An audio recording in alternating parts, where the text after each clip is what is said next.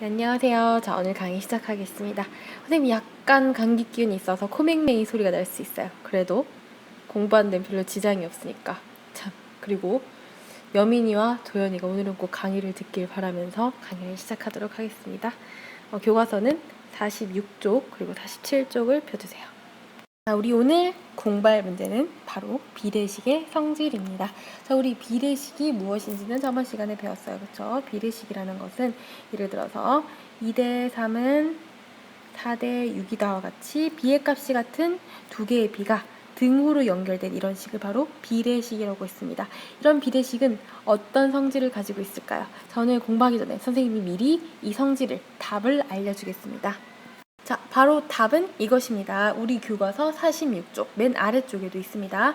비례식에서 외항의 곱과 내항의 곱이 서로 같다라고 되어 있습니다. 이게 바로 우리가 오늘 배울 비례식의 성질입니다. 이게 무슨 말이냐 하면 우리가 배웠던 비례식에서 안에 있던 항 두 개, 3과 4를 뭐라고 했죠? 네, 내항이라고 했죠. 그리고 바깥쪽에 있는 항 두 개, 이 6을 무엇이라고 했나요? 네, 외항이라고 했죠. 자, 그랬을 때 내항인 3과 4, 얘네 둘을 3, 4 곱한 것과 그 다음 외항인 2와 6 두 개를 곱한 값이 같다라는 것이 비례식의 성질이에요. 같은지 확인해 볼까요? 3 곱하기 4는 12, 2 곱하기 6은 12가 됩니다. 자, 그래서 모든 비례식에서 외항 두 개를 곱한 것과 내항 두 개를 곱한 것은 같다라는 성질이 성립합니다. 자, 이것을 기억하면서 우리 활동 1번과 2번 풀어보도록 하겠습니다. 자, 그러면 교과서 46쪽 보겠습니다. 생각률기 문제를 보면요. 자, 이런 게 나옵니다. 축척이 1대 5만인 지도라는 말이 나옵니다. 축척, 우리 이거 언제 배웠던 것 같아요? 초등학교 4학년 사회 시간에 배웠습니다. 축척이 1대 5만이라는 것은 어떤 것을 이야기하나요? 지도에서 1cm만큼의 거리가 실제 거리로는 몇 cm라는 거예요? 뒤에 있는 5만 cm와 같다라는 뜻입니다. 실제 거리를 줄여서 작게 나타낸 게 지도니까요. 그래서 그러면 그 축척의 의미만 안다면 첫 번째 문제는 아주 쉽게 해결할 수 있습니다. 지도상에서 1cm 걸리는 거리는 실제로는 몇 cm입니까? 라고 했는데, 네, 실제로 몇 cm라고요? 5만 cm입니다. 5만 cm. 자, 이번에는 두 번째 동그라미로 가보겠습니다. 두 번째 동그라미에 학교에서 공원까지라고 그랬어요. 자, 지도를 보니까 학교가 여기 있고 공원이 바로 옆에 여기 있네. 자, 학교에서 공원까지 이렇게 가는 길이 있습니다. 학교에서 공원까지의 지도상의 거리와 실제 거리의 비를 나타내라 그래서 비, 그러니까 땡땡을 미리 똥 해놔야겠네. 지도상의 거리는 얼마예요? 2cm라고 나와 있죠. 2. 그리고 실제 거리 2cm라면 실제로는 몇 cm일까요?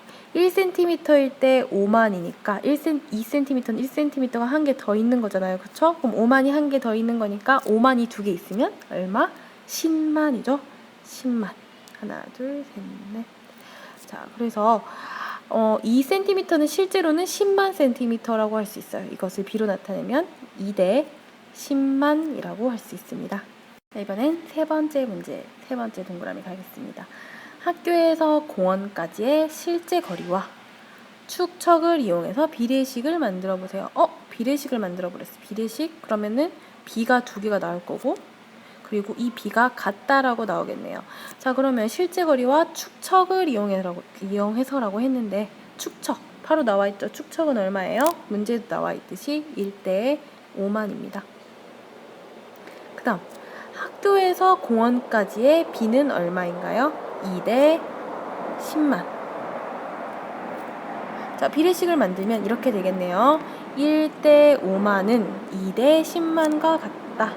자, 그러면 바로 다음으로 넘어가겠습니다. 이 비례식에서 외항의 곱을 구하시오라고 했어요. 외항.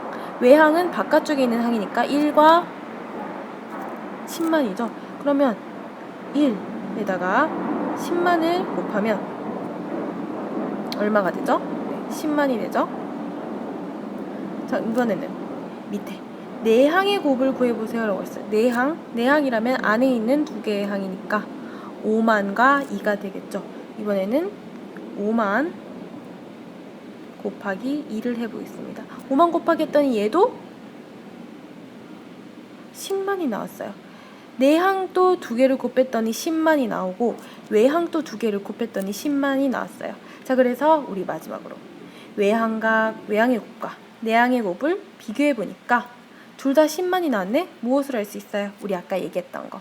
비례식에서 외항의 곱과 내항의 곱은 무조건 같다라는 비례식의 성질을 알 수가 있습니다. 자, 계속해서 교과서 활동 2번을 보겠습니다. 활동 2번을 보니까 이번에는 지도상에서 공원과 다리 사이의 거리가 나왔어요. 그럼 한번 지도에서 찾아볼까요? 지도에서 공원은 여기에 있고 다리는 여기에 있네요. 요 사이의 거리는 문제에서 나와 있듯이 5cm입니다. 그쵸? 그랬을 때 공원과 다리 사이의 실제 거리를 네모라고 하고 축척을 이용해서 비례식을 세워보세요 라고 했습니다. 또 비례식을 세워보래요. 비례식을 세워요? 그럼 바로 틀을 잡아볼까? 비례식을 세우란 말은 b가 이렇게 나올 거고 몇 개? 2개. 똑같은 2개의 b가 나올 거고 얘네 둘이 같다라는 등호가 이렇게 있을 거예요. 이게 바로 비례식이죠. 자, 그런데 축척을 이용한 비례식이라고 했어요. 자, 축척. 아까 축척이 얼마였죠? 축척은 1대 5만이라고 교과서에 나와 있었죠. 그러면 여기다 바로 1대 5만을 적어주면 되겠네. 자, 1대 5만은 무엇과 같다라고 했습니다. 그런데 여기서 공원과 다리 사이의 실제 거리를 네모라고 해서 공원과 다리 사이의 거리를 구해봐라 그랬어요. 공원과 다리 사이의 지도상의 거리는 얼마? 5. 그러니까 5. 그리고 실제 거리는 네모. 이렇게 해줄 수 있겠죠? 지도상에서 1cm일 때 실제로는 5만 cm인데 이 지도에서는 공원과 다리 사이의 거리가 5cm고 그래서 실제로는 네모 cm다라고 보면 되겠습니다. 자, 그럼 두 번째로 가보겠습니다. 여기서 외항의 곱을 나타내 보라고 했어요. 자, 외항 곱 볼까요? 바깥에 있는 2개의 항 1과 네모죠. 곱셈식으로 나타내면 1 곱하기 네모라고 할 수 있습니다. 자, 이번에는 다음 내항의 곱을 곱셈식으로 나타내 보라고 했어요. 이번엔 내항 2개를 보겠습니다. 내항은 5만과 5가 되겠죠. 얘를 곱셈식으로 나타내면 5만 곱하기 5가 되겠죠. 자, 그 다음 외항의 곱과 내항의 곱을 등식으로 나타내세요 라고 되어 있습니다. 등식이 뭐예요? 등식은 는으로 나타내는 식이에요. 외항의 곱은 얼마? 1 곱하기 네모. 내항의 곱은 얼마? 5만 곱하기 5. 자, 이 등식을 풀면 네모가 나오겠네요. 자, 네모 1 곱하기 네모는 그냥 네모. 5만 곱하기 5는 25만. 자, 그랬을 때 공원에서 다리까지의 실제 거리는 얼마라고 할 수가 있어요? 실제 거리는 25만이라고 할 수 있습니다. 자, 그럼 이제 마지막 문제만 남았네요. 자, 그렇다면 학교에서 공원을 거쳐 다리까지 이동한 실제 거리를 물었어요. 학교에서 공원을 걸쳐서 다리까지 간 실제 이만큼의 거리를 물었습니다. 공원에서 다리까지는 실제 거리를 알아요. 그쵸? 아까 전에 그리고 우리 활동 1번에서 학교에서 공원까지 실제 거리도 알았습니다. 얼마였나요? 학교에서 공원까지 실제 거리는 10만이었죠. 그래서 이동한 실제 거리를 전부 다 합쳐주면 10만 더하기 25만을 해주면 되겠네요. 학교에서 공원까지 10만 더하기 공원에서 다리까지 25만 더해주면 답은 35만 cm가 되겠죠. 그래서 우리 지도상으로는 7cm인 거리가 실제로는 35만 cm다라는 것을 알 수 있습니다. 이것은 외항의 곱은 내항의 곱과 같다라는 비례식을 성질을 이용해서 다 구할 수가 있었죠. 자, 마무리 문제 2문제가 있습니다. 이 문제는 오늘 숙제고 약간 힌트를 줘서 한 문제씩만 풀어준다면 비례식이 성립하는 것을 찾아라 했어요. 비례식으로 맞는 걸 찾으려면 어떤 성질을 만족해야 돼요? 내항의 곱은 외항의 곱에 같다는 성질을 만족시켜야 합니다. 첫 번째 걸 보면 내항의 곱 얼마예요? 3, 4, 10이죠. 외항의 곱은 얼마예요? 10이죠.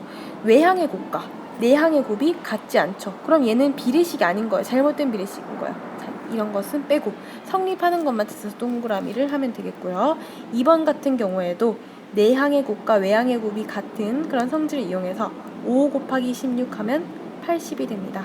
그러면 4 곱하기 네모했을 때도 똑같이 얼마가 돼요? 80이 돼야 해요. 그러기 위해서 여기 들어갈 수 있는 수는 4 곱하기 20 하면 80이 되죠. 이런 식으로 네모를 채워줄 수 있습니다. 나머지 세 문제도 혼자 한번 풀어보세요. 다음에 찍어서 클래스팅에 올려주면 되겠습니다. 자, 오늘 강의도 이것으로 마치겠습니다. 내일은 이제 금요일이네요. 여러분들이 좋아하는 즐거운 마음으로 학교에 오길 바랍니다.